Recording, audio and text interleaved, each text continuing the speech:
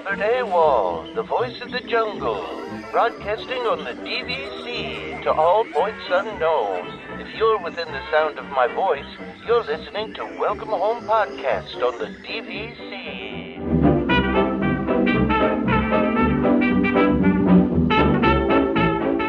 Hello and welcome home. Thank you for joining us on episode 165 of Welcome Home, a Disney Parks and Vacation Club podcast.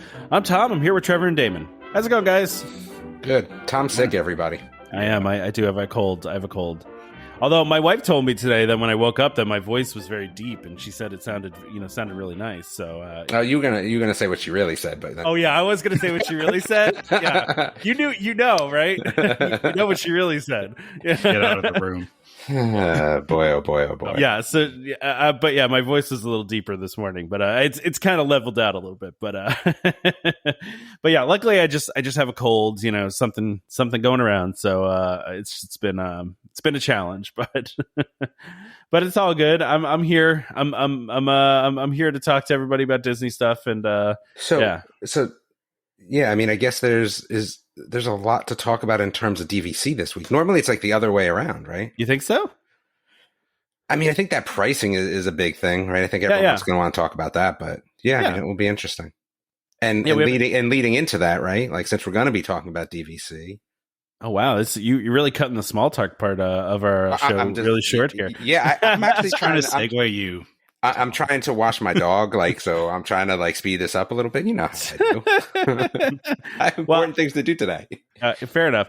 So we do have a guest this week. We have Jodi from DVC Resale Market joining us, and we've never had you on the show before, Jodi. So we would love if you could introduce yourself and give us a little bit of your background and your experience with DVC Resale Market, what you do there, all that kind of fun stuff. Hi, sure. And thanks for having me. I'm excited to be on for the first time. I, like the rest of the folks at DVC Resale Market, started working with Disney Direct as a guide. And when Nick opened DVC Resale Market, I was the first, employee to go over and start working on the resale side. And that was over 7 years ago. So it's been really fun, and it's great to help people save a lot more money doing it the resale way. A lot of stuff I didn't know when I worked direct at Disney about how resale works was quite an eye opener. And so just been doing that, and it's been fun. That's great. So you worked at DVC though, right? Before this, how long did you work at DVC? I worked at DVC for 5 years as a sales guide. And then, like I said, I left and went to resale. Yeah. So, do the DVC guides ever get to go to the free ice cream bar, or is that not allowed? No, we did. After the novelty does wear off after a while, but every now and then you get a sweet tooth craving, and you run down and get some ice cream. So yes, we did take advantage of that from time to time. That's good. Yeah. And I also need to know, is Derek the same as in real life as he is on podcasts? Because and online, because I need to know, because we haven't actually gotten to meet Derek in person yet. We just have done many shows with him, and we're hoping he shows up to our meetup. But we love Derek, but I'm just curious. Yeah, I mean, we don't want Derek to show up though, right? Because that would mean his son wouldn't have gotten into state for rowing. Tom, don't say that, Tom. Derek, we want your son to do well. We don't want to see you. Yes, he's a big, giant, lovable goofball for sure in person, probably just as he is on the podcast. So, all right, what you see is what you get. He's a fun, nice guy, great guy. All right, good. Well, that's good to know. So, well, thanks for joining us, Jodi. We really appreciate it, and this is going to be an interesting episode, and especially since Damon was just talking about this, right? Like, there's some DVC news out there, so we'll appreciate your expertise on this when we get to it. So, sure, yeah.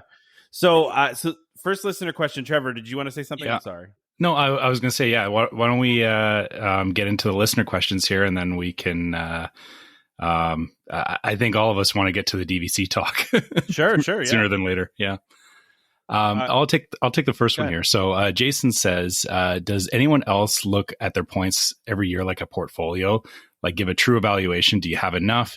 Do you really have the right home resort? Are you getting a quality return? I know it's a timeshare, but for most of us, it's actually an appreciating asset. Oh, you can't really look at it like that. It is, it's really not an appreciating asset at the end of the day, right? It's not crypto. It's not a stock. I mean, I don't look at it like that at all. I just go, oh, I got somewhere free to stay. But yeah, I don't consider it an asset per se. I mean, if I had like $500,000 in it, maybe like I'd be a little bit more concerned, but I guess the way that I look at it is, or I will look at like cash room rates. And it's just purely I'm glad I'm not paying. Yeah. I do that too. I can understand that. Yeah.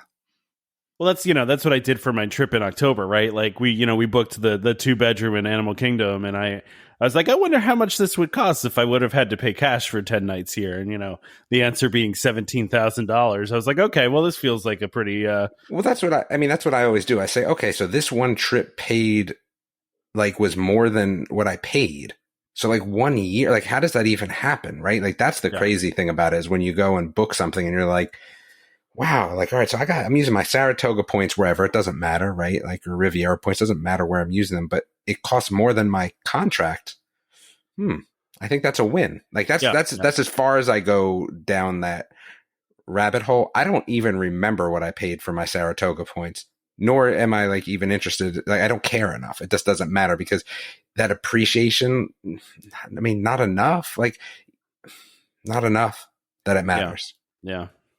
Yeah, like I know there are some people out there that have like spreadsheets and like, cost analysis and breakdowns and 30 years out, you know what I mean? But that's just not how Isn't that like what Chad's podcast is about? Like, doesn't he have like one of those, like, he does a lot of that stuff, right? I think so, yeah. I think he's more of the numbers kind of guy, right? Like that digs into those numbers. But I don't know. I wonder how much, like, so even if it's an appreciating asset and you're not going to sell it, like, then aren't you kind of just wasting your time by running the numbers? If you're not going to sell it? Yeah. I mean, maybe it's just one of those things makes you feel better, right? So, Jodi, were you going to say something? Sorry. Oh, sorry. No, I was going to say I'm not one of the analytical number type. I'm on the same page as you all, but I have several clients that will sit there and kind of rattle off their analysis, and one was so elaborate. This was about a week or two ago that I said, okay, you need to stop. I mean, he lost me 5 minutes prior. And I'm like, this, don't buy anymore. If this is like, he wanted to know the last 10 years of, the cost differential between, resale and direct. And I mean, he was just getting so in the weeds. And I said, you know what? If you want to look all that up, that's fine. I don't have that information for you, but we do get a lot of analytical folks for sure. Yeah, I think that because it's one of those weird things where you're not physically holding on to something, people get very concerned about what that means, right? You go out and buy a car, it's different, right? You have the car, but with DVC, there's nothing real physical, right? And It's not like it's a stock. So I think they run the numbers sometimes to talk themselves into it. I feel like there's a lot of that probably goes on. Or make themselves feel better about their investment or something, like I guess. Yeah. Well, I mean, because I know, I pop on Zillow sometimes and I'm like, oh, look what my house is worth now. Like, I do that almost every day. I'll be honest with you. Yeah. Especially lately. Yeah. Especially lately. Yeah. And I feel like it's similar for some people with DVC, right? Because they'll go on like, Tom, here's the thing though. Be like, aren't you going to sell your house at some point? Yeah, probably. Yeah. Okay. So there's a difference, right? Like I'm never selling DVC. It's just not going to happen. Yeah, just let the contract run out. Yeah, exactly. So why do I care? Or Damon run out. Yeah. yeah. But I was going with my kids, so really it will always be the contract run out. Yeah, exactly. What's Riviera anyway? What year? Yeah. Well, it opened 2 years ago? I mean, maybe Jodi knows this. I think it's 2068, isn't it? No. Well, that's not. No, sorry. What am I saying? No. It's got to be 70. Maybe I should know. I used to have these all memorized, and then there's. Sorry, as you get older, I don't know if you guys can relate. Yeah, there's only so much that I can keep upstairs, in the brain. But I mean, I won't be going there at the end of that contract. Let's put it that way. Whether I'm unless somebody's pushing my ashes around, that. It's a long time from now. That's quite a vision there. Spreading them around the haunted mansion. No. 2070 is Riviera. 2070. Yeah, so. I was going to double check that. Yeah. That's a long really long time. 58. Yeah, 49. Yeah, that's a while, man. That's a while. Maybe your consciousness will be uploaded into a robot, and you'll be able to walk around. Westworld style. Yeah. That would be good. That would be good. Very futuristic. But no, listen, I know some people do that, and that's cool. Like, if you want to do that, like, I'm not going to say that anyone's wrong for doing that. No, definitely not. But it's funny. Like when I just bought, right, and things can definitely change in people's lives where they have to sell. But I think that if you're going down that path, you're probably not running the numbers all the time either, right? That's more of a right? Like, I got to sell sort of thing rather than can I use this as an asset? I mean, I don't know. I didn't look at it that way. I just kind of bought and moved on, and that was it. Yeah. And I guess, I get Jason's point about saying, it's an appreciating asset. And that's purely because of the fact that, room rates are always going up, right? Mm-hmm. So yeah, from that point of view, you could sit there and analyze those numbers, but really the truth of the matter is it doesn't matter what time you bought into it. It's that from that time going forward, you're always going to be better off, whether that's, if you sell your contract, it'll, probably be worth a little bit more.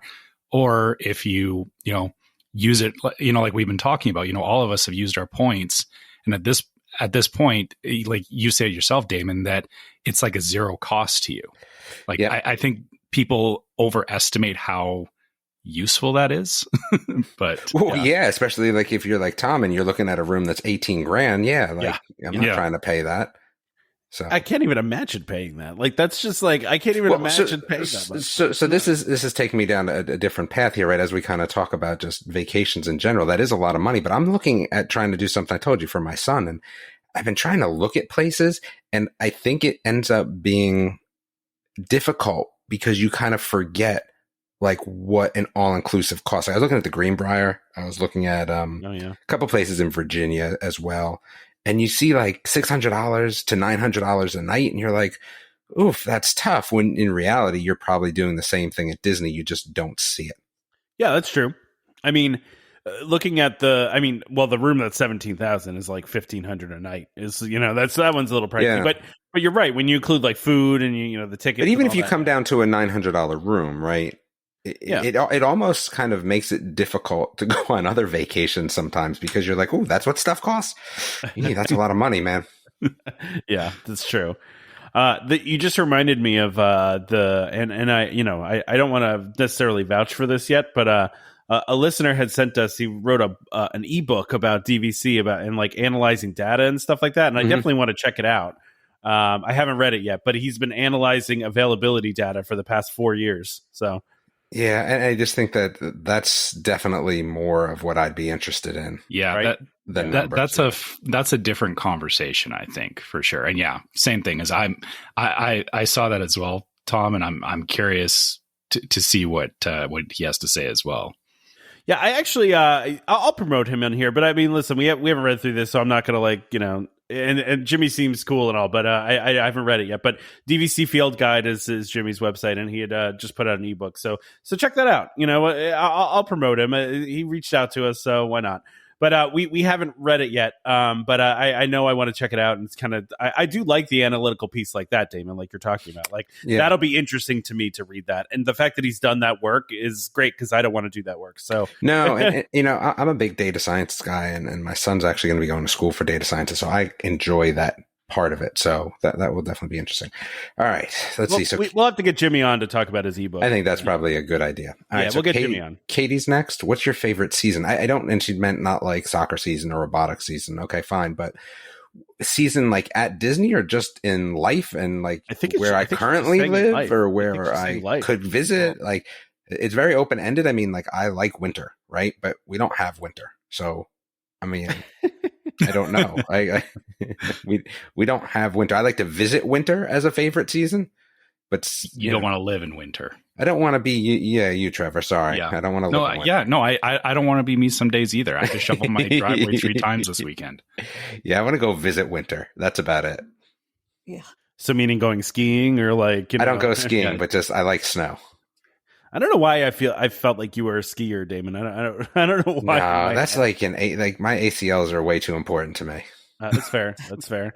I mean, I'm a big winter fan too, but I actually like snow and I like the cold and I like all that. So, I'm all about winter though. I summers, and Damon, you know this, like summer here is brutal. And Jodi, I'm assuming you're in Florida, and Yes. Summer in Florida is even more brutal. So totally brutal. Can't stand it. I feel like summer sometimes here might even be worse. I don't know why. Florida? Yeah, I don't know why, but it feels worse though. It Nothing's feels worse worse. sometimes. Nothing's worse. I'm sorry. Yeah, it is. It is rough. Go ahead. It's funny, actually. Jodi and I were talking about this before the podcast. That summer is definitely my favorite, but that's because summer here is like winter in Florida, and like Jodi was saying, it almost makes sense for her to come like somewhere like here in the summer, so she can not deal with the brutal summer. And yeah, right. Reverse snowbird is what I call it. Exactly. Yeah. That's So instead of traveling from the north to the south during the wintertime, you would travel to the north from the south in the winter, in the summer. In the summer. Yep. Yeah. You got it. That's my It plan. makes sense. Yeah. Some people love it. I can't, and especially, the people that are at the parks in that heat, in the 100% humidity, waiting in line, I would be the most miserable human being alive. But other people love it. So, great for them. You won't see me there in the summer for sure. It is hard to go. And we used to, my wife was a teacher, and when she was a teacher, we would go to Disney when teachers were off, which was the summertime. And it is tough to go to Disney in July. It's hard. It's very hot. Yes. I mean, even in like, I like it though. You like it, Damon? Yeah. I used to go in August all the time because no one ever goes. That's why it's the best. Yeah. But The you can hotter, deal the with better. the heat? Yeah. I don't love it, but the hotter the better. It means you just move between AC units. That's all. Yeah. You just sweat. You just sweat. Yes, you do sweat a lot. You're just wet the whole time. Yeah, exactly. Yeah. What an interesting question from Katie. All right. So Dan K says, with the VGF pricing, villas at Grand Floridian pricing at $207. Isn't this just part of the DVC news discussion? Do you want to put this at just table that. Yeah, let's come back to this. Yeah, let's put this as the last question that goes into the DVC news. Okay, let's do that. Tom's making outline changes as we speak, everybody. Well, as I mentioned, I am very sick, and I was extraordinarily tired last night when I wrote this. So, all right. Just letting you know. But anyway, so Dan H, what's a spot in each park where you can stop for a few minutes and take a break from a busy day? Oh man, it's a good. I like this question actually. No, I don't like this question at all. You don't? Because you don't want to give up your spots. Yeah, exactly. Okay. That's fair. Those are my secret spots. Trevor's Leave not them answering. alone. Yeah, pleading the fifth. I mean, if you're talking about like out of the way place, like there's a spot on Tom Sawyer Island where there's just a couple of rocking chairs and it overlooks like the river and overlooks Big Thunder. Like, don't you feel like when you're doing that though, you're just wasting your money? Damon, you and my mom would get along really well like this because my mom was like, we need to go to this, we need to go to this, we need to go to this. Like you need to get your money worth. At least I need to be eating when I'm stopping. Well, you can eat. Yeah, you can sit there. If not, it's just a waste of money. I'm not taking food over to Tom Sawyer's Island. No, I'm not going to Tom Sawyer's Island in general anyway, so it doesn't matter. But like McCool's, like I'll stay in there as a break because I feel like I'm drinking, right, air quote, free soda, so that's okay. Well, I mean, I think the best place to stop for a few minutes to take a break on a busy day is probably the DVC lounge if you have access to it, right? So, yeah, and it doesn't seem like I'm wasting money because it's the DVC lounge. I don't know why that's different, but it just doesn't. Well, because you're getting snacks. Well, I mean, if you're not Tom, you're getting snacks. Yeah, because they never get snacks every time I'm there. It's just for whatever reason. The last time I was there, though, they had snacks. So I did catch snacks last time. So well, that's good. You got to get your money's worth. Yeah, exactly. Jodi, do you have a good place that you stop and hang and I do. Cool off a little? Yeah, well, not necessarily cool off, but again, I don't go when it's that hot. There's a place over in EPCOT in the France Pavilion. It's like off to the side behind the shops. There's just like a little pretty courtyard area, and I've gone there several times, and when the kids want to go from ride to ride and I'm done, I'll just grab a drink, go sit there, the orange drink over there in France, the yummy one, sit down and back behind, kind of behind those shops there, it's pretty and it's quiet and peaceful and almost nobody there. And hopefully it'll stay that way. I don't know. But maybe now that we broadcast it, it'll become more popular. I feel like there's a spot like that in like the back of the Morocco pavilion. I feel like nobody walks back in Morocco, and like that whole area back there is just kind of quiet and peaceful, that's true. And over in the like England too, the UK, they've got kind of some back further. There's some quieter spots too. Like it's probably the case with a lot of the World Showcase places. I think this is a good question for like, you can also say, what's a ride that you go to take a break from a busy day, right? Because there's some true. There's like a couple, like, because I think, sometimes when we feel like our feet are hurting and we want to just kind of like take a break, we'll like hop on the People Mover, or we'll go, we'll do like Carousel of Progress or Spaceship Earth or Living with the Land. All of those places you can get like, you get air conditioning for like 10, 15 minutes and you just relax and, rest your feet. Totally agree. Yeah. The railroad's a good one too. Oh yeah. Yes. Yeah. It's been closed for so long, man. It's like makes me sad all the time. I'm a huge train guy and I miss the train. Yeah. We've actually done in Disneyland, we would do a full loop around the park just to get a break. Like it wasn't that we were going anywhere else. We would just do a full loop and then get off at the same place we got on. Oh yeah, we've done that with the monorail too. The monorail resort loop, great for that as well. Right, middle of the day, you just hop on the monorail. You get a nice little relaxing trip. There's things to look at. You got sometimes air conditioning if it's working on that particular day. And then So I think there's like rides you can do too. Like I think that's a good place to do it. So. An uncharacteristic normal question from Dan. Well, it's that's because you didn't take his other question. That's right. I didn't take his other question. Do you want to do his other question? What was it again? It was about colleges or something. Yeah, he said he's taking his kid around to colleges and enjoying it, enjoying looking at promotions, and I don't know. I mean, it's an enjoyable experience depending on what your situation is, right? Like, money out of the equation, sports out of the equation, just looking at colleges. Yeah. Okay. It's enjoyable, but now start piling that all back in. No, it's from a parent perspective, it's not really all that fun. Because there's just this balancing act of, again, right? Like, was your kid going to play sports? How much does the school cost and how hard will it be? And do they have their major? The problem that I'm having with my oldest is that as a data science major, there's not a lot of schools that have that as a major that he's been looking at. So, I mean, as a minor, sure, but that's a little bit worthless. He's looking at a data science major with a marketing minor, and that's difficult. Sure. And he also doesn't want super small schools. So we've been looking at a bunch of schools, but then, it's okay, but it's still a pretty stressful time from a parent perspective as well. I think my middle one will be a little bit easier, but then, you're bringing in sports into it. So like, okay, so now you got to meet with coaches and you got to, what is the best plan? What fits? And yeah, I don't know. I don't know if I share that perspective really. Yeah, I've got no view on this. Obviously, I feel like you're probably the only one on here that has a look at this. I'm a year from this myself. Yeah, and we're going to have, like I said, it's going to be a little bit of a different experience for the two oldest because they're just taking such a different path, right? One that has a major, and is at that D3 sports level, versus one who's going to be a D1 level, but that has no idea what his major is. So like it's. Yeah, I don't know about fun. I mean, I guess it's kind of cool, like going and looking at colleges, but there's just so much wrapped up in that. So, yeah. Good luck, Dan. Hopefully, it's fun for you, but it's more of work. I used to see the spreadsheet I have for my middle kid and what schools to go to, and so it's just it's a lot, man. It's a complicated decision, right? So yeah, sports definitely change the decision as well, right? Like, because then you have this balancing act of like, all right, do I send him to the best school for his sport, even if it means more money? I don't know. Yeah, that's tough.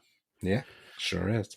Well, I've got a while on that one, and Trevor, you got a couple more years, so yeah. And it's A little different up here. Canada's different, yeah. Yeah. Yeah, we'll have our own challenges too, for sure. Sure.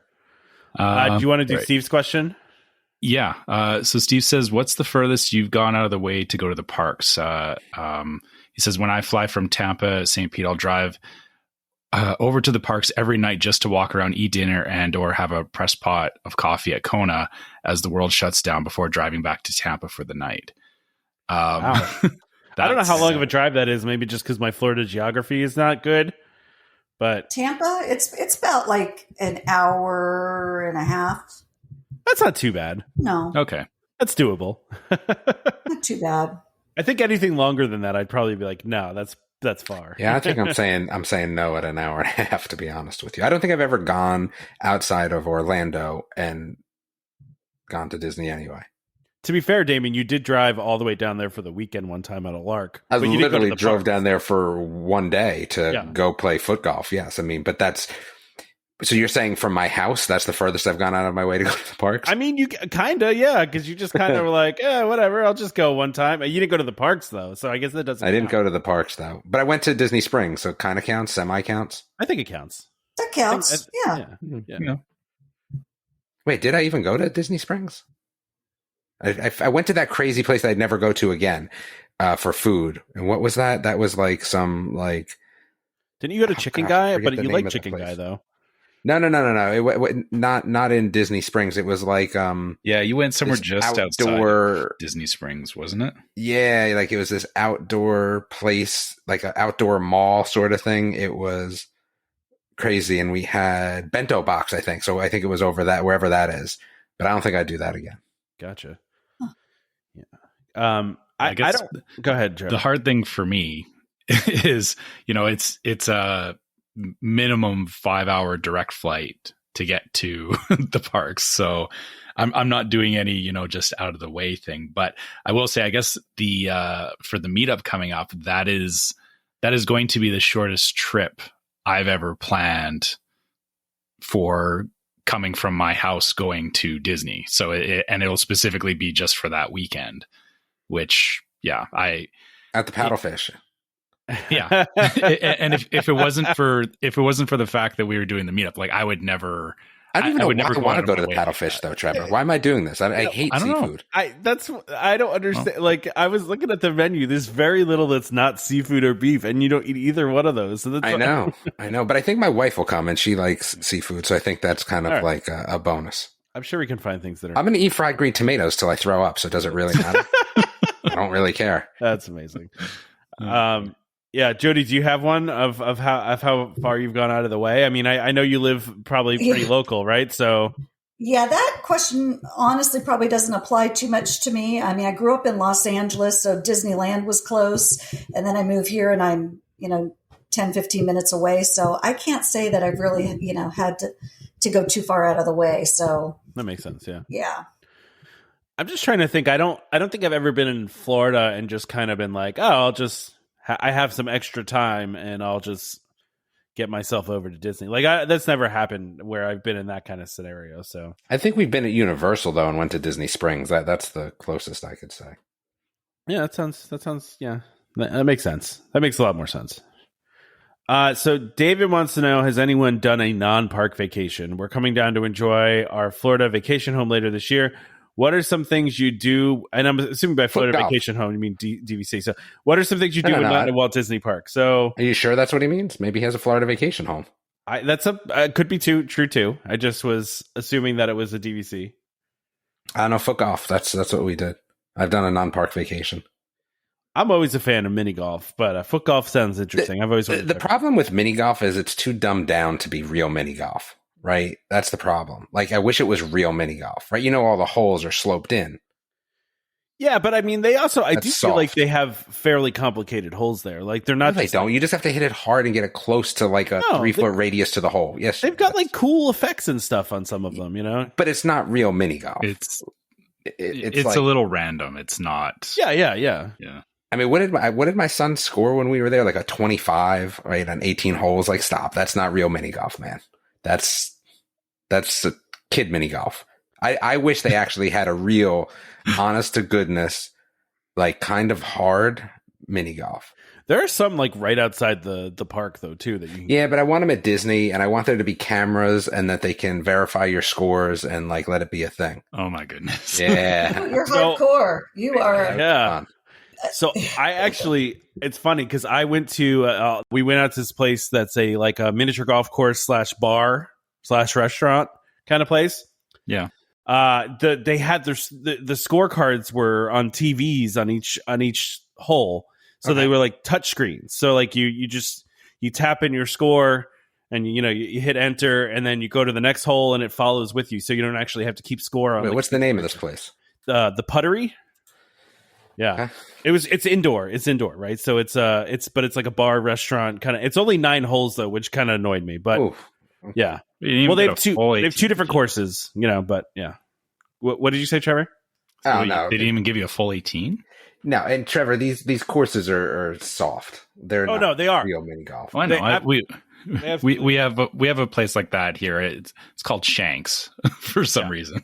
But yeah, no, this does not look. This is not real mini golf. The Hilton Head stuff is real mini golf. That's the lowest level of mini golf, right? No. Listen, I'm not saying that it was real. It was disappointingly easy as the mini golf course goes. I just like the fact that they had a digital scorecard. Yes, I would agree with that. Yeah, this looks like it's in somebody's house. This library one looks like it's in somebody's house. Yeah, it kind of does. Yeah, it's kind of the vibe of the place. Mm-hmm. Yeah, I mean, I like that vibe. But yeah, I feel like the 3 courses at Hilton Head are kind of like your minimum level of mini golf in terms of real mini golf. Yeah. No, I agree with you. That one at Hilton Head is. Now the question is there Vero Beach mini golf? I don't know, Jodi. Did you know that? It's obviously a big golf spot, but mini golf, I can't say that I'm familiar with any. Doesn't mean that there aren't any, but I haven't seen any when I've gone. But again, I haven't really looked either. But there's got to be something close by, but it might be one of those wimpy ones that you don't like. I don't know. Jodi, what's your favorite non-park thing to do? Well, I do like going to Vero Beach. I like hanging out at the beach. But again, living here, we'll go to Disney Springs just to walk around, have dinner, have a drink. Or I do love Vero Beach. And I when I was a guide and, would meet with families when I worked directly with Disney, I'd always, try and convince them, when you come down, especially folks that have never, been to a beach or something, like, don't come down to Disney for 2 weeks and just stay the whole time in Orlando. Go rent a car. It's a 2-hour drive. Go to Vero Beach for a couple of days. It's beautiful. I love it. I'm going next month for the first time. Oh, you'll like it. I mean, assuming you like beaches and stuff, there's not a lot to do there. We're just not trying to get sharked up. That's the only problem. Well, odds are pretty good that you won't get attacked.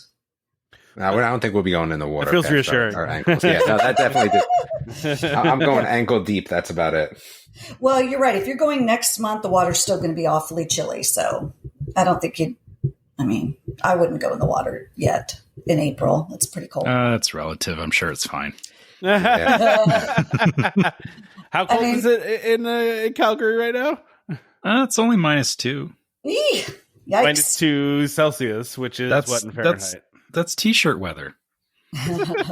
It is. I could go outside right now in my t-shirt and it would be fine.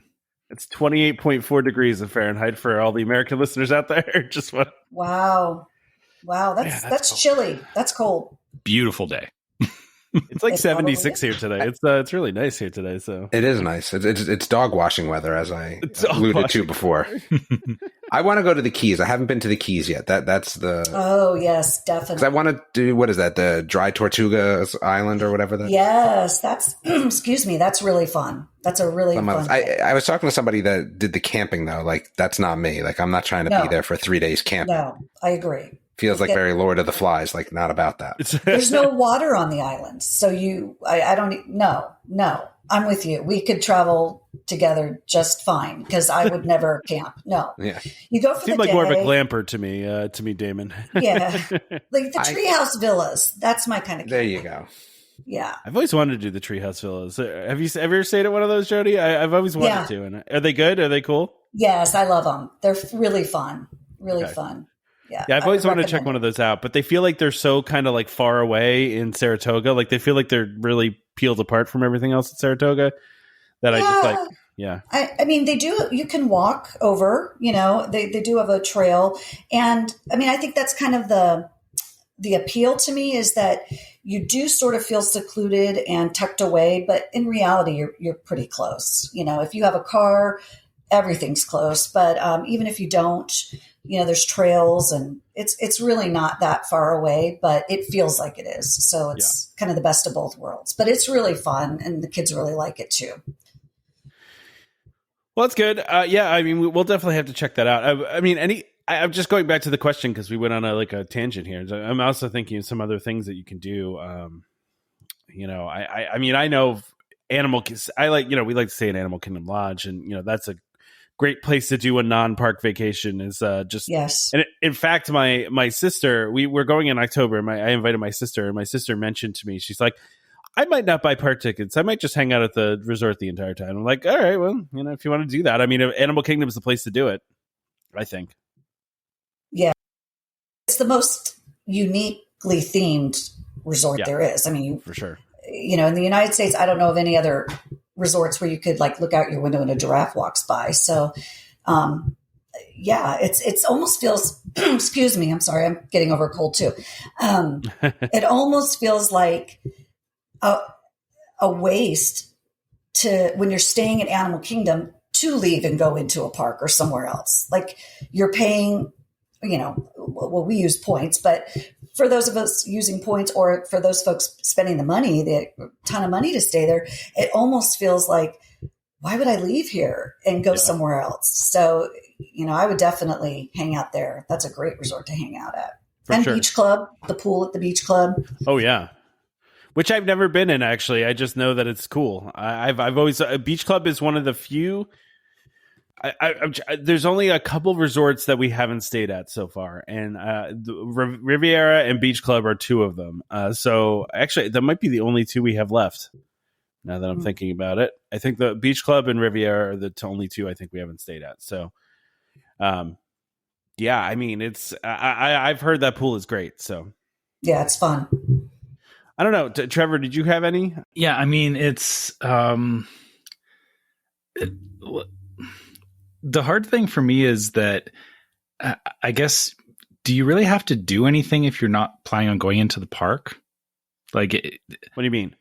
So can you just relax and go to the pool? Yeah. Is that what you're saying? Yeah, that's what I mean is I feel like I know everyone says, I'm not going to the parks. What do I do? And it's like, well, what do you do when you go anywhere else? You relax, right? Read some books, eat some food. Yeah. I would be, and I mean, we do trips like this. We have, I've talked about many times, going to Canmore. When we go out to Canmore, we have no itinerary whatsoever. It's not don't get me wrong. There's lots to do out there. They offer tours. There's in the winter you can go dog sledding because it's that kind of place. That sounds amazing. I would really want to do dog sledding bad. But we don't do any of that. We just go out there and we enjoy the fact that we're in the mountains. We usually find a place or the hotel that we stay at. They actually have fireplaces in the rooms because they're we get the nice rooms. So we're fine just sitting by the fireplace. Spending a day just relaxing and not feeling obligated to go anywhere. Yeah. Yeah, no, that makes total sense. I'm just imagining, I already see the meme for this week is going to be Damon dog sledding, but I'm just imagining. No, it's absolutely not. It's going to be you and your deep voice. All right. Yeah, that's fine too. That's good. I think Damon would do really well on dog sledding. I think, that would be right up your alley. Oh, it's on my bucket list for sure. So there's a place in Canmore. I walk by it every time I walk by it going to get food. You're too far from me though, man. That's a long trip. That's a long trip, man. You got a plan come up here for, a week or two. It's I've only been to Canada once. Oh, I'm sorry to hear that. But I was on the other coast though. Well, listen, if you look at the Interval International, their resort catalog, they have quite a bit available up by Trevor. So There were a lot of resorts available by you, I feel like, when I looked. Way more than they did with the previous with RCI. One, so, yeah. There were some nice looking resorts up there, man. I was like, ooh, this is kind of fun. I've stayed at some of them. Oh, you have? Okay. Yeah, I looked. There was a couple that I have stayed at in Canmore that they had on the list. So nice. Yeah. All right. Should we talk about some DVC stuff? Let's do this. Yeah, let's get into it. All right. So Grand Floridian pricing comes out. And Dan's question has to do with this. With villas at Grand Floridian pricing at $207 before incentives, what do you think that will do to Riviera sales? What about the villas at Grand Floridian resale prices? Lastly, do you think I'm guessing DLT is Disneyland Tower? Yeah, the new tower. Do you think Disneyland Tower pricing will follow suit? So I think these are great questions. It's actually fortuitous that we have Jodi on for these kinds of questions, right? So, but yeah, it is interesting. Like a dictionary, Tom, today. Go, Tom. That was a nice word. That was a very nice word. I triple word score. Yeah, I picked up on that. I thought it was really good. I appreciated that. Yeah. So, so what was Grand Floridian pricing at originally? Because they were probably selling that when you were. Well, no, probably you were probably gone from DVC by that point, right? No, I had. I was. That was the last resort that I was selling when I was still at DVC, and I believe it started at $140 a point. Wow. Sounds so funny to say, for members. And then I think after 30 days or so, it went up to like $145 a point. And I remember thinking that sounded like a lot of money then. And now I chuckle at it. It's crazy. But, for the resale market, I mean, this was quite a surprise, I think, for a lot of us. It maybe caught us a little bit off guard just because, they were selling Grand Floridian, the sold out portion of it, for so much higher. For them to come in this low and with the incentives that they have. I mean, the incentives are pretty good. I haven't seen Disney do incentives quite this good in a while, to answer your question about what it's doing to resale prices, we had to lower the resale prices quite a bit to make it not only, in some cases, we had listings that were higher priced than what you could buy direct. So needless to say, those needed to come down. But for resale, it also has to come down lower than what direct is, right? Otherwise, everyone will buy direct. Yeah, of course. So yeah, we had to make some adjustments. The good news is, I suppose, the savvy DVC folks did see the major reductions, and we sold so many Grand Floridians in the last couple of days. Friday was crazy. You'd think we were giving this stuff away.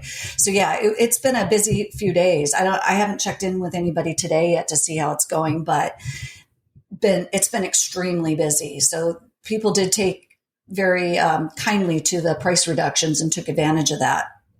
So we've had a lot of sales. Wow. Wait, so if you use this by these new points, how many years are on those contracts? It's the same. It's part of the original Grand Floridian. So it ends at the same time? Yes. It's so so how many years is that you're losing?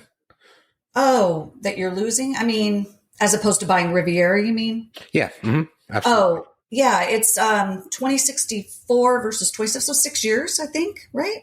Is my math? Okay? Yeah, no, you're right. So yeah. So I mean, that's what some people are saying here too, where Riviera is still the better deal here, right? So like it's. I got my Riviera points how long ago, and I was under 200, and that was for only 100 points.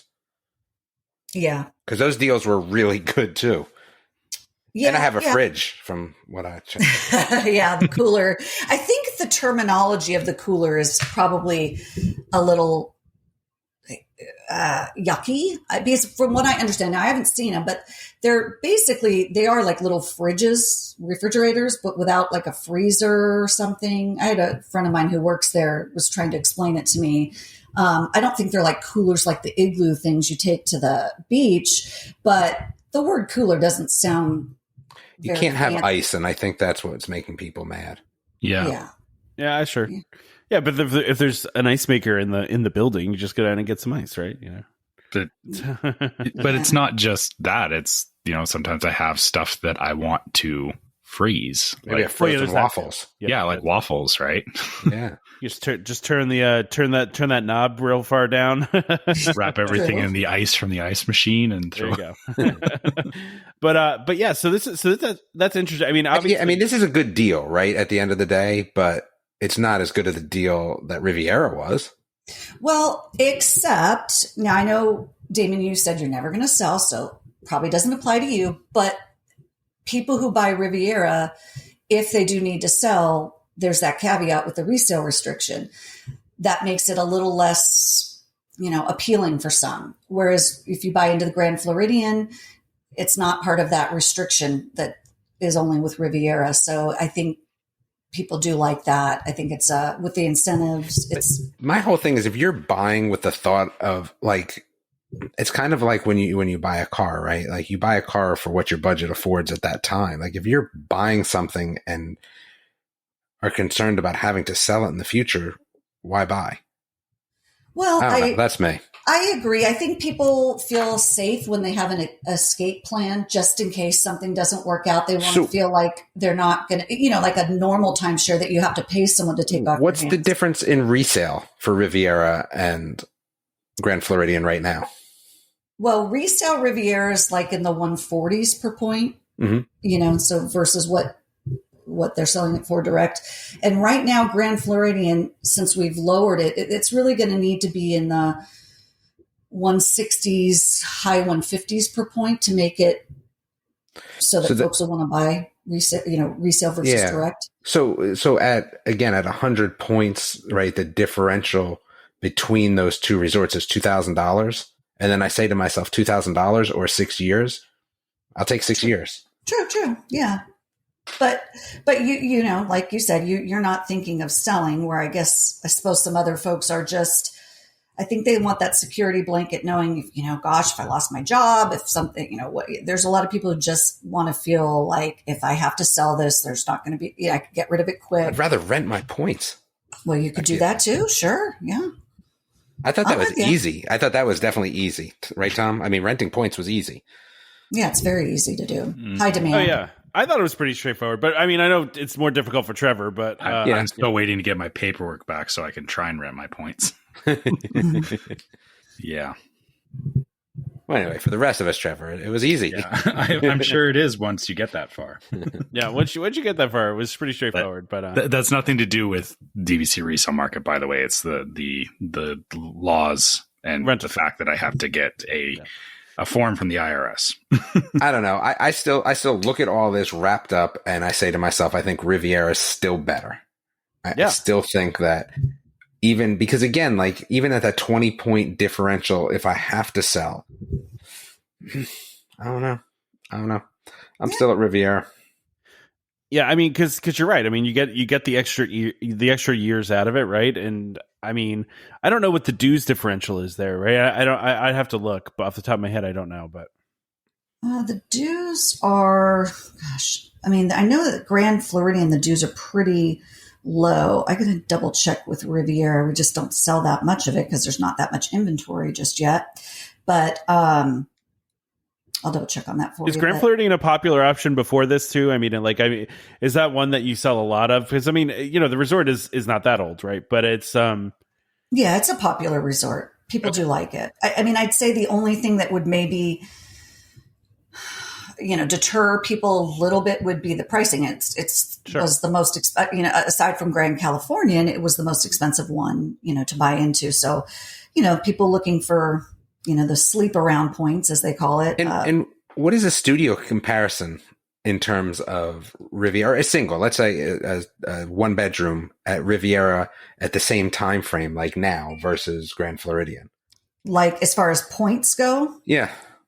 Grand Floridian has a pretty high. Grand Floridian uses a lot of points, as you guys probably know. See, so then again, right? I have to factor that in as well. There's a lot of that math coming back in that we kind of talked about in the beginning that none of us really want to do. But right now, if you're pressing me on these two, right? If this is an SAT question, which is the better deal?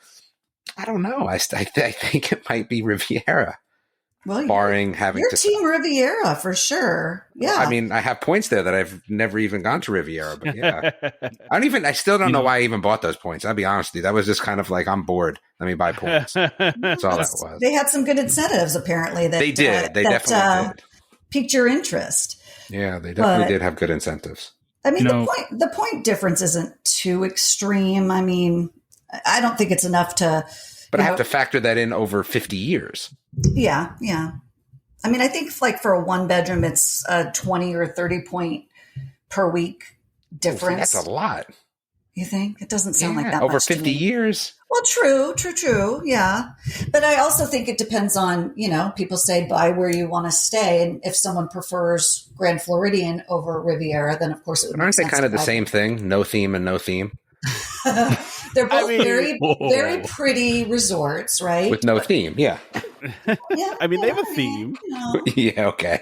I don't think Riviera really has a true Riviera theme, and I don't think Grand Floridian really has a real Grand Floridian theme personally, but that's just my take. I would agree with Grand Floridian. I think it's a beautiful resort, of course. Theming wise, I'll give you that.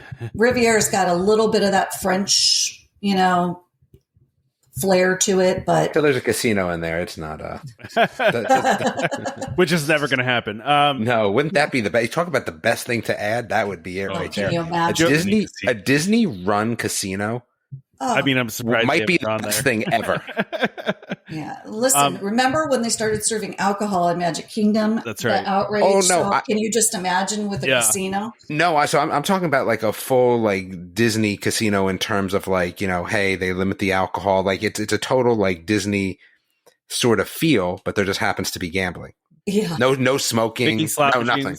Yeah, Mickey slot machines. And maybe you even go where you don't even win real money. You win, stuff you have to trade in for Disney merch. That could be. I'm in on that. Yeah, that could be fun.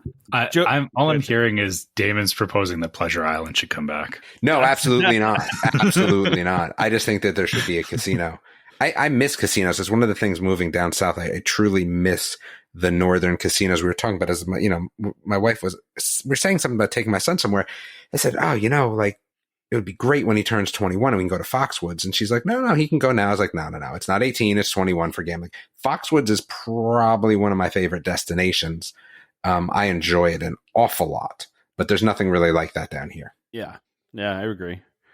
I do want to get back to the DVC question though really quick. We're back to DVC. Go ahead, Tom. No. So Jodi, what do you and I think we asked Derek this too. What do you think the Disneyland Tower pricing is going to come in at? Just based on this coming in at $207. I know they're different, but we've been wondering now for a while what that pricing is going to look like, and we've just been looking for reckless speculation on what it's going to be. Well, there's a lot of reckless speculation always with DVC, but I think it's going to be a bit higher than Grand Floridian, coming in so much lower than I think most of us thought. But I do think because it's a completely different tower and resort that they will go in higher, definitely higher than the 207, I would think, especially since, Grand Cal right now is $300 a point resale and direct. If you were ever able to get it direct, you're nearing the $300 per point mark. So I think it's going to come in much higher than the Grand Floridian, but who knows? They could surprise us again. Well, I feel like, and who knows, right? But I do feel like and actually Derek, it was either Derek or Marissa told us that when he was working at DVC and selling Grand Floridian, that it sold very quickly. It did. Yep. And that makes, I also think, I can't imagine that the Disneyland Tower is not going to sell extraordinarily fast, right? Like, because there's such a pent up demand for DVC rooms in Disneyland, right? So I just think this is going to sell like crazy. And so I'm assuming, like you said, that they're going to price it accordingly. Yeah. And I think the thing that's kind of interesting is when I first started working for Disney Vacation Club Direct, we were selling Bay Lake Tower and the Grand Californian then. And Grand Californian was like a bit of a sleeping giant, right? It wasn't flying off the shelves at first. In fact, that was kind of one of our, we would say buy this then because the incentives are better. It was cheaper. It was like buy Grand Cal, it was cheaper, and just use them here at Saratoga. It was sort of being pitched as a sleep around resort. I'm sure those folks, if they still have it, are very happy that they bought into Grand Cal. But at the time, it wasn't as popular as one would think, like that it is now.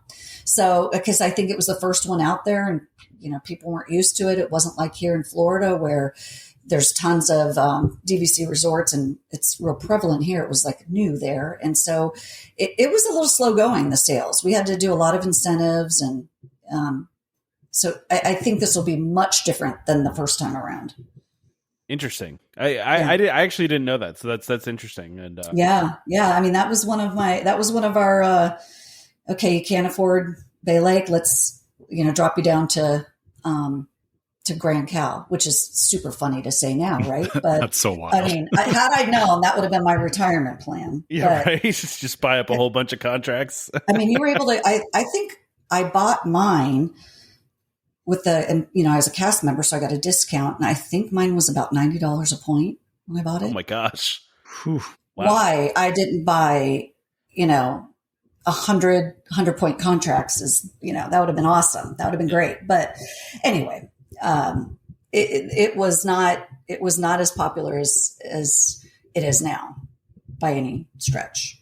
I kind of get that because I think, you look at it and it was like, okay, well, my only option at Disneyland is Grand California, right? So like, and you probably had a harder time too because a lot of the Disneyland people probably stay to Disneyland most of the time, right? So yes. Like they're not always coming to Disney World, and you're trying to sell them that at Disney World, right? Like that. I mean, that obviously happens, but a lot of the Disneyland, and then plus, a lot of the Disneyland visitors are locals, and don't necessarily. Not that you can't have DVC and be a local, obviously, because there's a lot of locals that are DVC, right?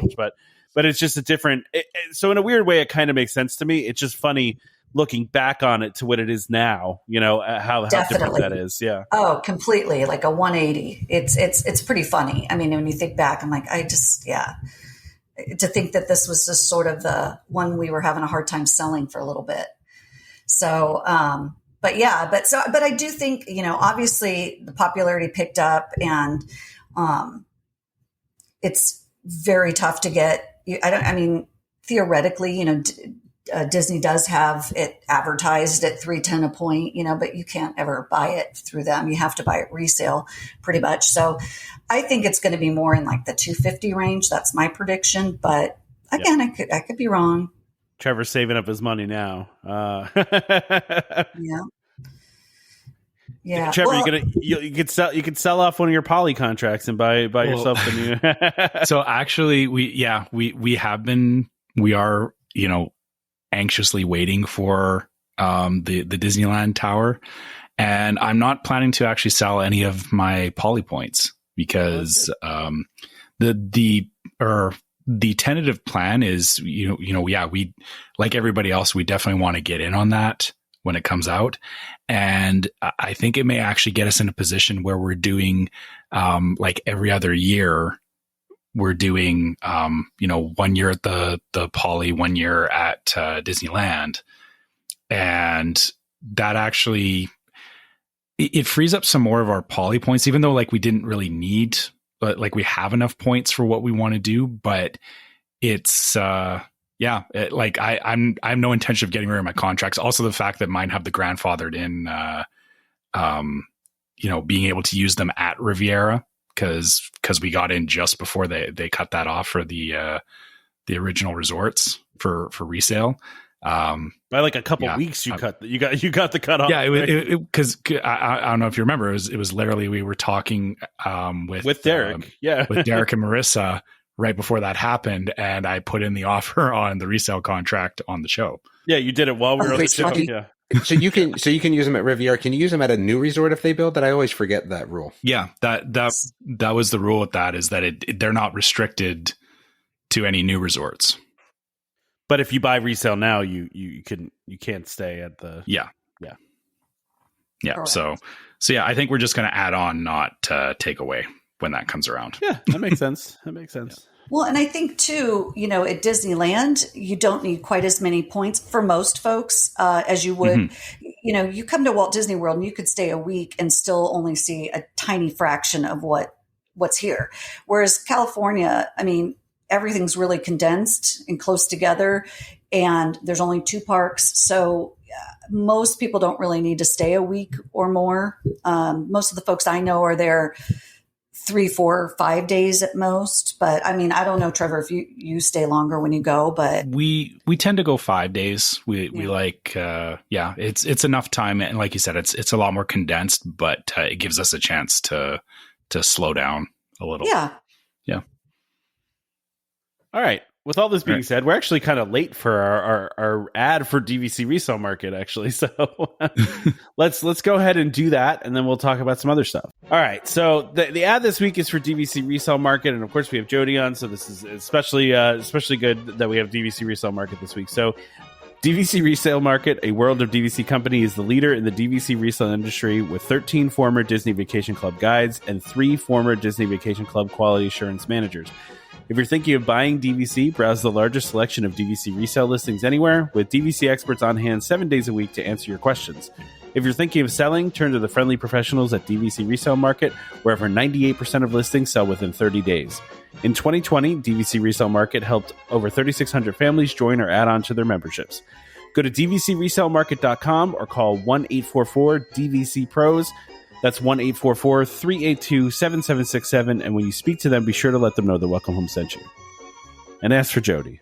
I don't want to make Derek or mad, but but yeah, they can ask for either one of us. There you go. We'll share the love. There you go. That sounds good. Jody's our new best friend, so ask for Jodi. Thanks. There you go. Love to hear that. We're very much a "What have you done for us lately?" podcast. Gotcha. Yeah. So I'm sure Derek's listening to this and he's upset with me now. Yeah, you'll get a text later. Yeah. Poor Derek. All right, so I threw a Disney Plus thing on here. Does anybody have any Disney Plus things they want to talk about? I did this for Damon. It's I know Damon wanted to talk more Disney Plus, so. I did. I guess I did. Sure. Well, you wanted a segment for Disney Plus, so I did. I kind of did. All right. So let's talk about upcoming shows, because I think that's more interesting. I haven't actually watched anything recently on Disney Plus. So there is a lot. So there's a huge Disney announcement recently. So we're getting Spiderwick Chronicles again, but we're getting a series rather than a movie. I think that's pretty cool. Excited about that. There's a Goosebumps Disney Plus coming again. Super neat. There's a ton of stuff. You got Super Fudge coming to Disney Plus. We talked about National Treasures. I'm really excited for that new holiday movie that is The Naughty Nine. That's like Ocean's 11 for, a Disney holiday movie. So there's a lot coming up in terms of what we're going to see on Disney Plus. There's Prom Pact, which not really up my alley, but I'm sure it will do well. And Palo Santiago and the River of Tears. That one is based on a book series. It's going to be a live action as well. That's a Rick Riordan series. So I think that will also do extremely well. And I think those are kind of the new shows and series that we'll see in the near and far future of Disney Plus. So again, I haven't really watched anything new, but there's a lot of good stuff coming. Well, I know. Go ahead, Trevor.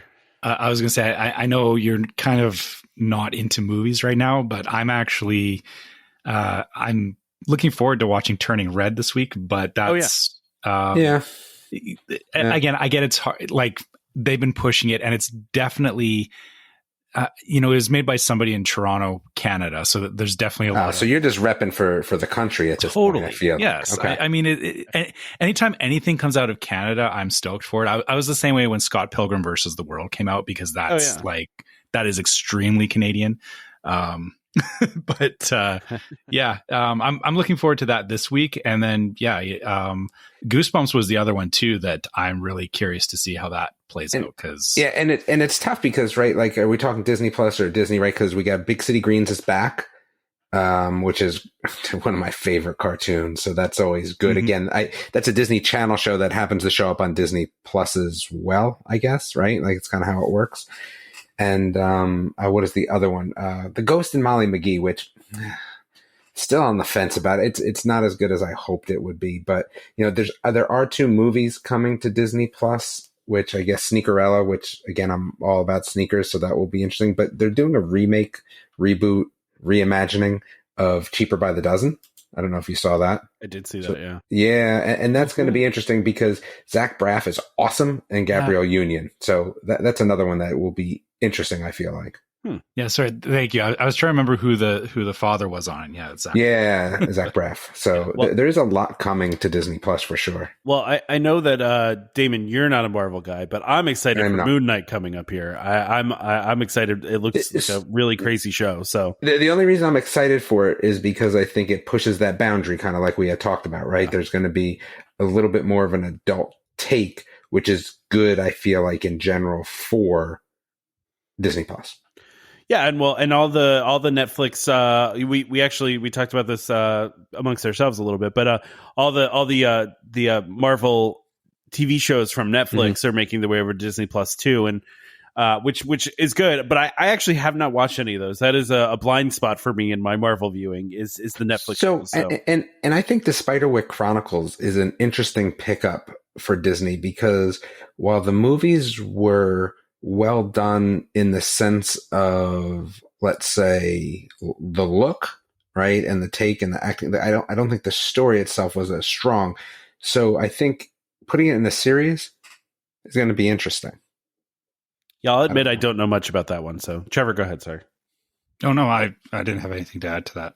Oh, I thought you were going to say something. Sorry. No, I'm assuming you're going to watch Moon Knight as well, Trevor. I'm assuming that one is on your list too. I mean, it kind of has been. I guess I don't know. It's too much Marvel, man. There's too much. I was really into it this time last year. Like when WandaVision was coming out, I was super excited for that. But then, it's been a little too much, and I don't know. I feel like I need to just kind of step back. And this is the problem, right? Is it's like, if I say I'm going to watch it later, the truth is that because there's so much coming that it becomes a choice of just skipping it or watching it when it comes out. It feels like, because if you get into a lot of TV out in general, you can't handle the backlog. So it's like, I either commit to I'm watching this or it just doesn't happen.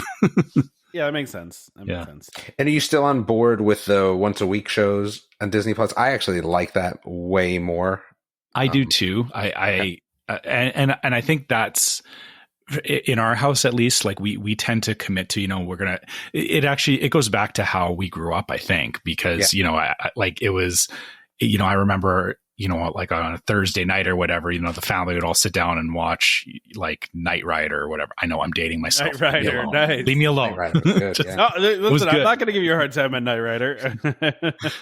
but that's what I mean though. Like I loved that, giving people a reason to sit down, not just throwing it all out and not only that, but doesn't it feel like, so if somebody gives you 10 hours of something and you don't watch it in the first 2 days, you're going to see spoilers, and it's also overwhelming. So I realized as HBO does that too, right? The once a week, I like that. Disney Plus, I'm kind of glad that they do it that way. So that is definitely another bonus for them. I kind of like when they do like they throw out like the first 2 episodes at once. Yeah. And then do the rest weekly. Yeah. And Vox Machina, they were doing 3 episodes a week for 4 weeks, which wasn't bad either because they were half an hour episodes. If you're going to give me an hour, I can go with 1 though. Yeah, agreed. Jodi, anything you've been watching on Disney Plus? Sorry, Trevor.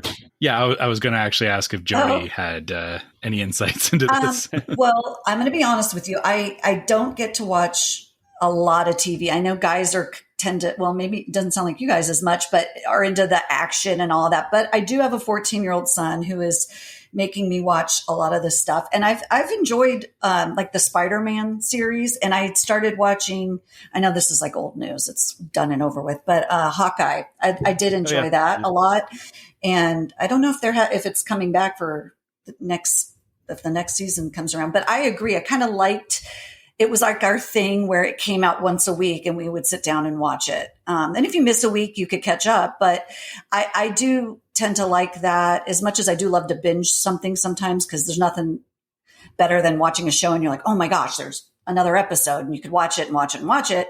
But to your point, there's spoiler alerts, and I don't know. I do like the anticipation of being able to sit down and, you know, frankly, as a parent, you guys all can appreciate this. There's not a lot I have in common with a 14-year-old boy, right? And this is the one thing he wants to sit down and actually, you know, Mom, do you want to watch this? And I'm like, you know, in my mind, I was like, no, I really don't. But sure, yeah, I will. But I was surprised. I actually really liked that whole series. So, you know, leave it to a kid to get you out of your comfort zone and start looking at other stuff. But I still can't get into the Star Wars. I'm sorry. I know I just probably opened a can of worms and everyone will hate me for that. But I respect that, because like I'm into Star Wars, but I get why not everyone is. My wife's the same way. She entertains the fact that me and my son are into it, but I don't make her. I don't make her come along. I've tried. I've given it the college try. I mean, like, because again, he wants to actually spend time with me, and you know, let's watch Star Wars. And I try, and I'm telling you, I am like this. I feel like I'm being punked half the time. Like, this is real. Like, people are watching this. But anyway, yeah, I've just turned off probably 80% of your listeners. I'm sorry, but no. I think there's a lot of people that are not into Star Wars, and I you know. I would say that I've said this before in the show. I'm a casual Star Wars fan, meaning like I like watching the movies, but I'm not gonna like sit here and be like, well, you know, telling you about a specific group or something or planet or like, you know, I don't know all the details. I just watch it as like a thing to watch, right? Like I'm not like a super fan with it. Gotcha. Yeah. But Trevor's probably you probably fall in more of the super fan kind of region. Well. Right? Yeah, I mean, I'm not that. I wouldn't say I'm like. Super I'm not trying fan, to make you sound like you're crazy or anything, all right? No, but I mean, yeah, like we definitely. My son grew up. You know, we watched a lot of Rebels, so you know the Lethal stuff, or like there was a lot of expanded universe stuff that went on in Rebels, and so. And yeah, I did read some of the books in the expanded universe long time ago and all that. So I'm definitely more aware of it than most, but I don't obsess over it, I guess is the difference. Yeah. Like I have it cataloged in my head because that's the kind of person I am, is that I just remember all kinds of useless details that I don't need. But yeah, it's not something where like even with the most recent stuff coming out, I kind of am feeling the same way that I do about Marvel, that you know, it's getting to be too much, and I have to make a decision of do I keep up with it, or do I just cut it off and say, you know, only the pieces that interest me. Sure. Yeah. That makes sense. It makes sense. So I put this on here because I thought this was interesting, and Disney does some cool things like this sometimes, and so they successfully rehabilitated and released a manatee back into the wild, and which is cool. I love that they put this kind of stuff out there, you know, and it's not just that.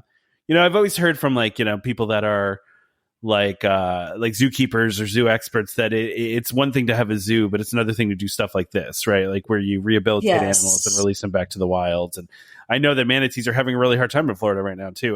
Gosh. A lot of their natural habitat is their food is not available as much, and so they're trying to feed them a lot more. So it's we had a pretty rough summer with the red tide and stuff, not to get all into that, but yeah, it's not been a good few months for the manatees. So, and they're so sweet and pretty and amazing when you see them. So that was a nice heartwarming story. I did see that as well.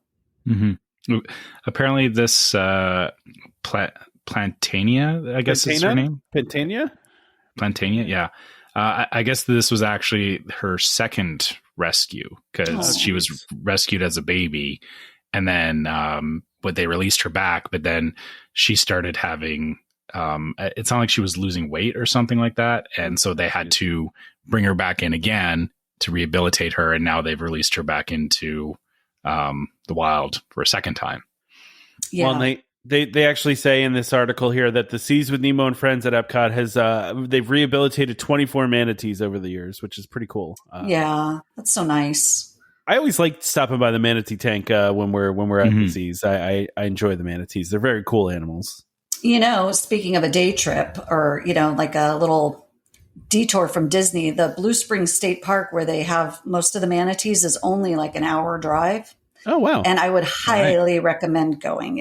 And you could go and just walk around and see them, or you can actually go and swim. You can't swim with them, like you can't touch them, but you can swim in the springs. I don't like it because it's freezing. The average temperature year round is 72 degrees, and that is awful to me. But I mean, I like cold weather, but I don't like cold water. So, unless I can wear a wetsuit next time, I'm not going in the water again. But it is beautiful. I think it's something everybody should see. If you all haven't done it, it's really cool. I have not. That sounds awesome. Yeah. Yeah. I know my mom and my stepfather live in Florida, and whenever we bring our daughter there, they always take her to some park by them, which has like a glass bottom boat and like stuff like that. So my daughter's 3, so she loves any sort of animal. Yeah. So, doesn't matter what kind of animal, she loves every animal. So well, I'm with her. I'm an animal person, so I love it. For sure. Yeah. So, I know for my son, our first trip to Disney World, he got really attached to Little Joe. So we actually, he just fell in love with, because he had never seen a manatee before and all that. Oh. And so we actually got him a little, a stuffy on the way out, or a manatee plushie. And he actually had that he slept with that for years, after we came back. And yeah, that, and he called it Little Joe because he just loved the idea of manatees, because we don't get anything like that around here. No, obviously. yeah. To me, it's one of those things like, you live somewhere and we're all used to seeing certain things and you take it for granted, right? But whenever I go to the beach and a manatee swims right by me, I mean, it like makes my day. I freak out in a good way. Like I'm not scared, but I'm like, I'm stoked. Like I talk about it to everybody. It's like the highlight of my day. I mean, when do you, like, just swims right past you? It's the coolest thing. So I love it. So you should do the beaches too, but you got to go to the West Coast, not the Vero side. All right. That's where the manatees are. Yeah. That's good to know. Yeah. Yeah, I always, I always appreciate the fact that Disney's trying to do these kinds of things with conservation and always trying to, rehabilitate animals and giving, I've talked about this before. We did a tour where they talked about the, some of the some of the different things that they do with conservation and like the bird houses that they have for I forget what the birds are called. Oh my gosh. If you've seen those white bird houses out in the parks, Disney, that's a foursome, a bird that migrates in the area. And would it be not an osprey? No, that doesn't sound good. No, what their names are. I thought they were like something like, I keep wanting to say a sparrow, but it like something like that, like a smaller. I'm not sure. Purple martins. That's what they are. Purple martins. Oh, cute. Yeah. Okay. Yeah. So Disney, if you've ever seen the white things that kind of look like, I almost would describe them. They kind of look like a gourd. You know what I mean? They're kind of like yes. Or like a vase. Like those are purple martin bird houses, and they migrate each year from Brazil, and so they kind of stop on the way in Florida. So this is a habitat they provide to them, and it's very cool. So yeah, you got to love this kind of stuff that Disney does. Yes, yep.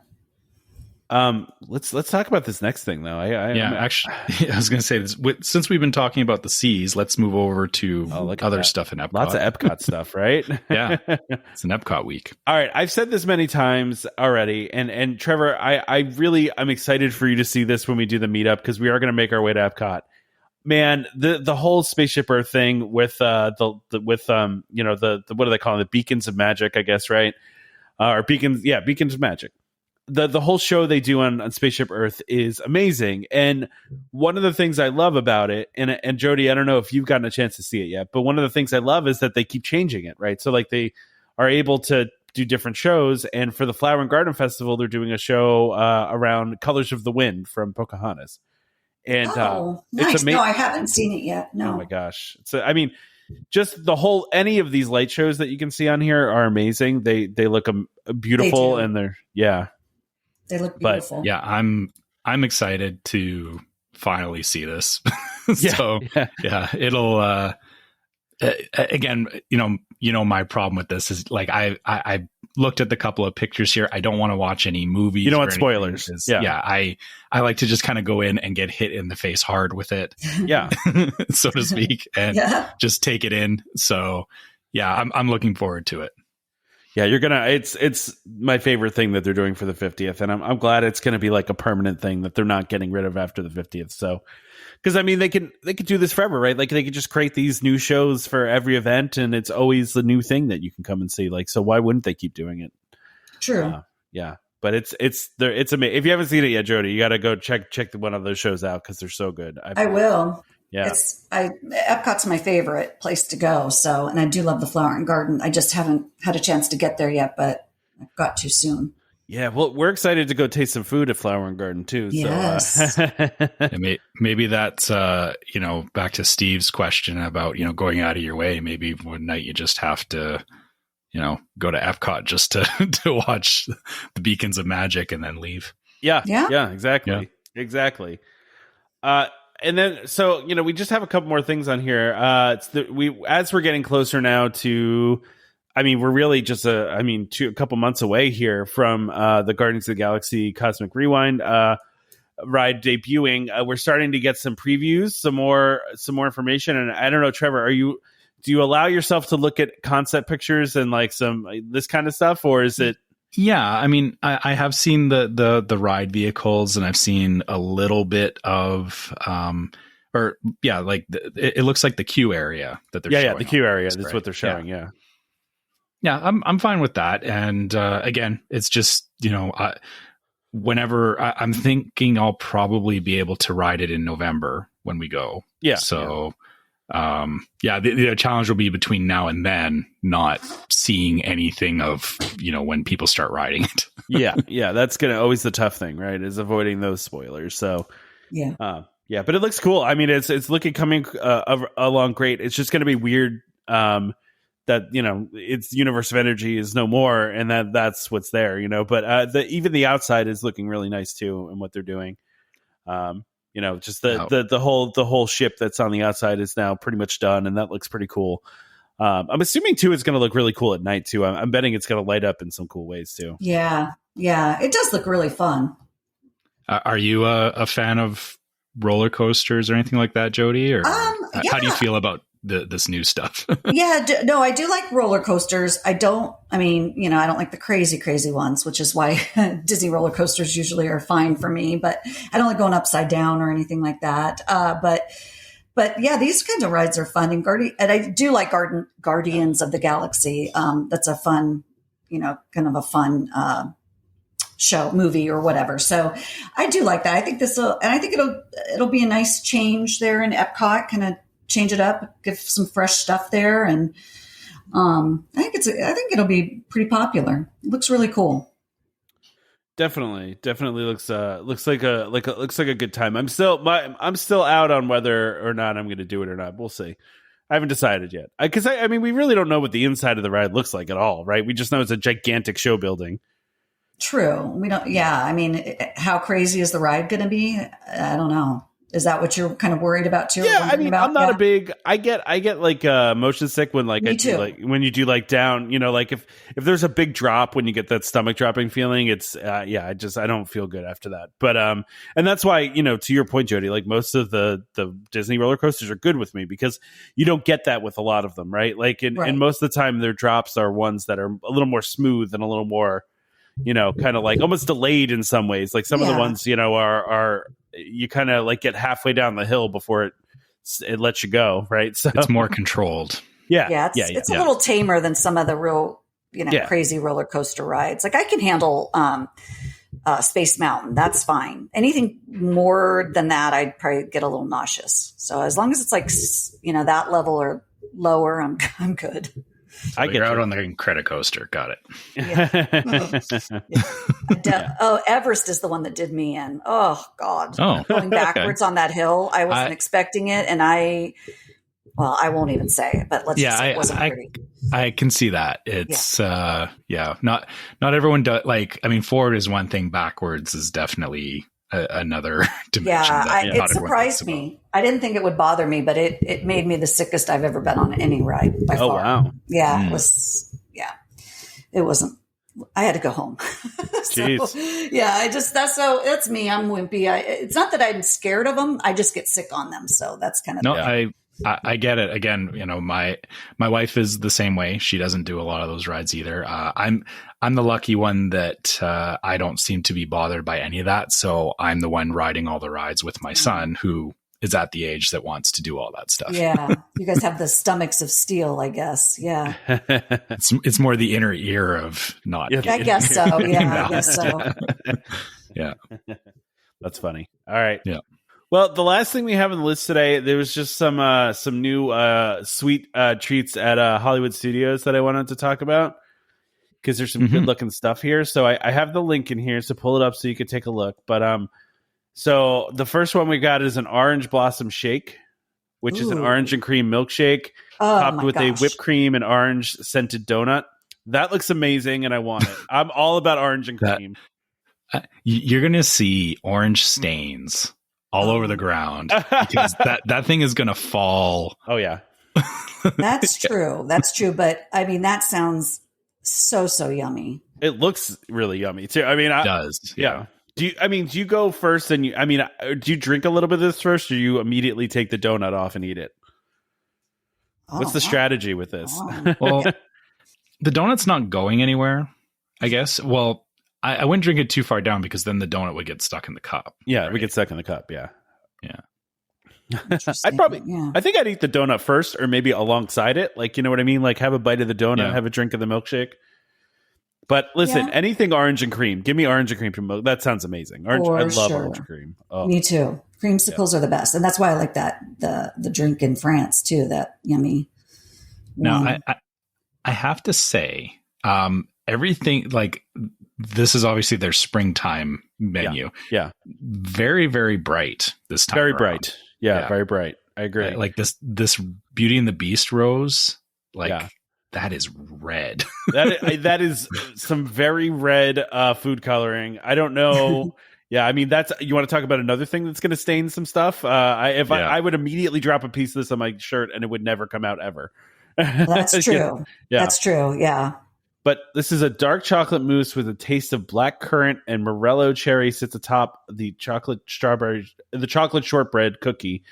Wait, is this a different one? Wait, what am I reading? No, that's it. Yeah. That's it, right? Okay. Yeah. And then I just want to see what I see the cookie piece. All right. So chocolate shortbread cookie, whipped cookies, and cream fluff. And it's got some cocoa nibs that are golden cocoa nibs on the top. Gilded cocoa nibs. Gilded cocoa nibs, yes. I mean, it looks very fancy. I don't know. I mean, I love a good mousse, though, right? Like, I would tear into a mousse. So, but again, I feel like my face, this is like one of those things, too, that, like, when, if you, like, drink, like, a red, like, Gatorade, like, you get, like, the red stain on your face and it just never comes off. Like, that's just, too. Yeah, it's the same thing, right? You're right. That is very pigmented, I guess, would be the word. Yeah. I feel like this would, like, you'd have red on your face for the week if you. Yeah, exactly. That's okay. You're at Disney. No one cares. Yeah, no one cares, right? Yeah. Everyone will know you had one earlier. Right. Oh, the next one though. This you're speaking my language when you go to S'mores Cupcake, right? So we got fudge-filled chocolate cupcake, and topped with graham cracker buttercream, toasted marshmallows, and a mini chocolate bar over at Rosie's All American Cafe. This looks fantastic, and I want to eat 100 of these. Even if it's not good. I love s'mores, and in a cupcake form. Yeah. Honestly, it looks the most boring of everything. All the pictures that I'm looking at on this list. It does look. I don't care how it looks. I care how it tastes, Trevor. That's what I care about. Well, right, but I'm not going to get a chance to taste it. So, I don't know. It might still be there in May. You never know. Are we going over to Hollywood Studios? Oh no, we're not going to Hollywood Studios. That's right. Yeah. Well, because you really can't go to Hollywood Studios because the temptation for you to go on Rise of Resistance and Mickey and Minnie's would be too great. Yeah, I can't do any of that without my son. So yeah, that's just not happening. Yeah. So do you guys do Mickey apples? So I'm not a big caramel or candy apple fan. I always feel like I'm going to like wreck my teeth somehow. I'm not a big fan of them, but I guess if it cut it up, I just don't, I usually like my apple cut up. I'm usually not like a bite, especially with all this stuff on the outside. But this one has it's a chocolate covered apple, dark chocolate, peanut butter crunch, aka Butterfinger, dipped in Granny Smith, a Granny Smith apple with marshmallow ears. I would do that. And funny enough, I was never a candy apple person, but my son wanted to try them, and I've learned to like them. Oh, really? I would. Okay. Yeah. I never previously. When it was me and my wife going, I was like, nah, I'm not doing that, or I have no desire to do that. But then, my son, he saw it and he's like, I want a candy apple. But of course, he was the first time we went to Disney, he was like 4. So there was no way he was eating a whole candy apple on his own. So, dad steps in to get the leftovers. Right. And I found that, I actually I like them. It's not something that I would go for, but I'll definitely eat them. So yeah, I would with the Butterfinger, or what do they call it? The peanut butter crunch. Yeah. It looks like Butterfinger to me. I'm just guessing. It does. Yeah. It does. Yeah. It looks like. Totally. Even though I don't really think of Butterfinger as peanut butter. I don't either. Yeah. Not at all. Maybe it's not Butterfinger. Maybe I'm wrong. I don't know, but it definitely looks like Butterfinger. It does. Yeah. Yeah. It looks like they took the inside of a Butterfinger and crumbled it. I have heard before too that if you ask them, they will cut up one of those apples for you. Like they'll cut it up. But I don't know if that's true or not because I've never asked. But I've heard that. Yeah, that might be better because just eating it off the stick is never, or it's all messy. Over your face. You lose half the toppings. Yeah, you lose half of it, right? I mean, yeah, because there used to be, and I don't know if they still have this going on, but there was a Butterfinger cupcake at Hollywood Studios for a long time that I got one time that was amazing, but it was also like so big that it was like you couldn't like literally get your mouth over it, but even if you did, it just like stuff fell everywhere. You know what I mean? Like there's no way to eat it in a clean manner. No, yeah. You need to sit down with a fork and knife, it sounds like. Yeah. Exactly. Yeah. They need to do like a candy apple bowl, like where they give it to you in a cup and then you can just eat it. Yeah. You know what? I would like it, Trevor, if they didn't do the topping piece until after they cut it up, right? So like they cut it up, then they cover with chocolate, then they cover it with the Butterfinger. Then I get all my toppings. I'm not, you know what I mean? Like they're adhered to each piece, and I feel like it'll be a little bit better. It's a good idea. Like we need to make a call to Disney, it sounds like. Yeah. Yeah, they should listen to us. They need to listen to the show and then do the things that we say. Now we got some cheesecake. Yeah. So mint chocolate chip cheesecake. This is hitting a lot of check boxes for me. I know not for you, Tom, but I'll eat cheesecake occasionally, but yeah, go ahead. Read it out. So ABC Commissary has a mint chocolate chip cheesecake. Enjoy this chocolate cheesecake topped with dark chocolate ganache, whipped mint chocolate chip cream, and whipped chocolate milk cream. A few things go together quite as well as mint and chocolate, and when you throw in the fact that it is cheesecake, it's a must-try treat. Like, yeah, I love that. I love mint chocolate in general, and then just put it on cheesecake. Why not? I agree with you. Well, that was my same feelings about the s'mores cupcake. It's like, yeah, just take a s'more, throw it into a cupcake. That sounds great. I would actually eat this because this hits a lot of boxes for me too. I would definitely try this out for sure. What about you, Jodi? Not a mint fan, and I'm not a chocolate fan, to be honest with you. Oh, now, with that being said, if it's chocolate peanut butter, then I'm in. Then you're in. But, okay. Yeah. So, but the s'mores one and all that's not my thing. But so the candy apple is or not candy apple, the apple is that sounds good because I do like the peanut butter and the chocolate. But chocolate and mint together, that's a double no for me. Sorry. Maybe this is more down your alley. At ABC Commissary, the tropical tart, which I is did see that. Yeah, mango passion fruit curd filled graham cracker tart, topped with wilds, whipped raspberry, vanilla bean, panna cotta, toasted coconut, and dehydrated strawberry and passion fruit. That sounds pretty yummy, refreshing. Yeah. I would do this too. I'm also a big fan of all those fruits. Like it sounds delicious. Yeah, well, that one and does. Cannoli purists, cover your ears while we say this. If Damon were here, he'd be like, "That's not cannoli." But over at Pizza Rizzo, they're doing a strawberry cheesecake cannoli. Sounds pretty good to me. I would totally be in for that. Mm-hmm. I'm not a purist about these things. I'll have any kind of filling in a cannoli. I'm all about cannolis. Yeah, it looks good.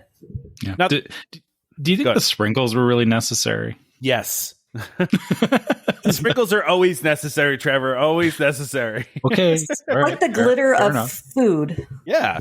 Except it doesn't get on you forever and you can never get it off of you. You don't find it 6 weeks later on something. Yeah. Exactly. Gotcha. Yeah.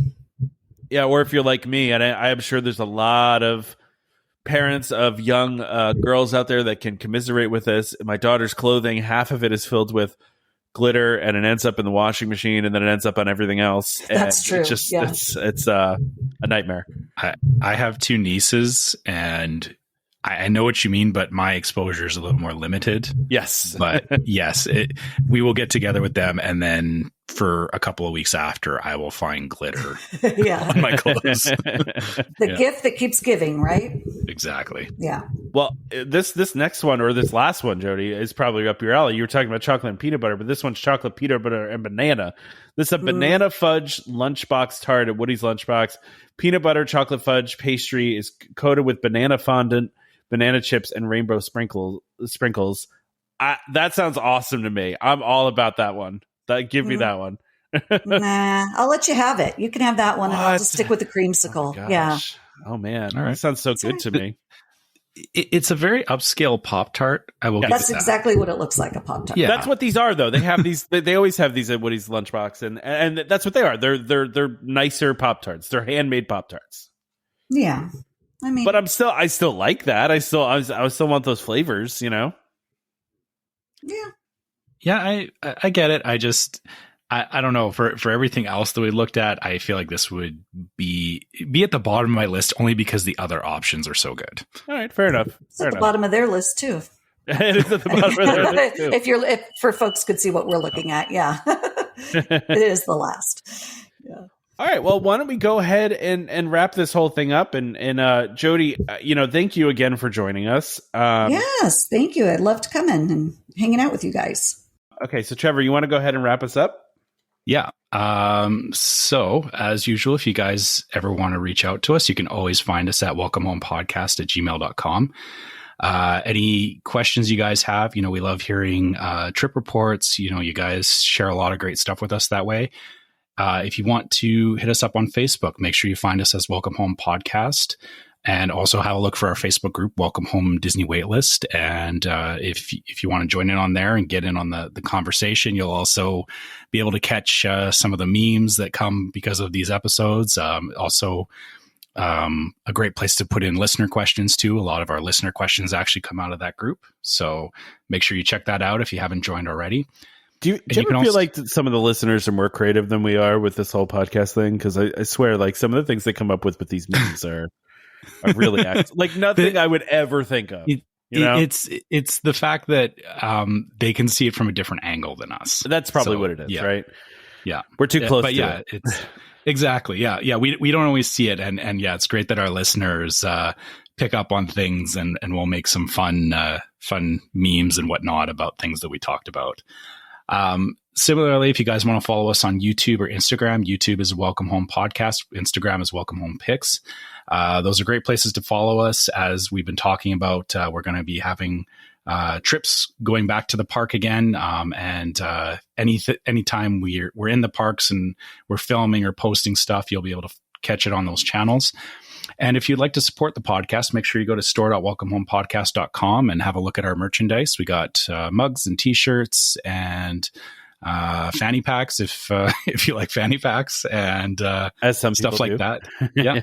And or if you would rather support us through Patreon, you can go to patreon.com/welcomehomepod and check out the different tiers we have in Patreon. Those also have exclusive merch tied to them that you can only get through Patreon, and also gets you access to our Discord server, which is another place where we talk with our fans and have a lot of great conversations. By the way, the new pins are coming very soon. Yes. So yeah, keep an eye out for those if you're wanting to join Patreon and get the pins. That's definitely I'm excited to see those pins too, because I do like that logo. I'm getting them. So if you're listening to this, it's Monday, or if you're listening afterwards, I'm getting them this Tuesday. I will post a picture of the actual physical final product. I will post that in both the Discord and on the Facebook group, so everybody can see what the new pins look like. But I'm pretty pumped to get them. I'm not going to lie. Yeah, and we're hoping, we will have those at the meetup as well. So yes, for people coming to the meetup, you'll have a chance to get one of those pins too. Yep. Last but not least, if you guys are listening on iTunes or Spotify, any of those services that let you leave a rating, we would appreciate a 5-star rating, but we also understand if you don't want to leave 5 stars. Tom definitely likes 5 stars. Well, we all do, but yeah, we do. Yeah. The main reason though is that, leave us a rating because it actually helps more people find the podcast. So, we'd love to share this with more people, and anything you can do to help us out would definitely be appreciated. Yeah, and I before I go into my piece here, Jodi, just really quickly, where can people reach you if they want to touch base with you about buying or selling their DVC contract? Yeah, sure. Thanks. They could always call me at 407-325-7116 or Jodi at DVCResaleMarket.com. And that's Jodi, just for... Yes, sorry, yes, Jodi. Yep. Just want to make sure everybody knows that so they don't email the wrong place. Yeah. Great. Thanks again, Jodi. We really appreciate you being on. No, thank you. We appreciate it. Yeah. So don't forget to subscribe to Welcome Home Podcast so you can be reminded every time we release a new episode. You can find us on Apple Podcasts, Google Podcasts, Amazon Music, TuneIn, Stitcher, Spotify, just about any podcast app available out there. You can find us. Just search for, Welcome Home. Look for the one that says Disney DVC.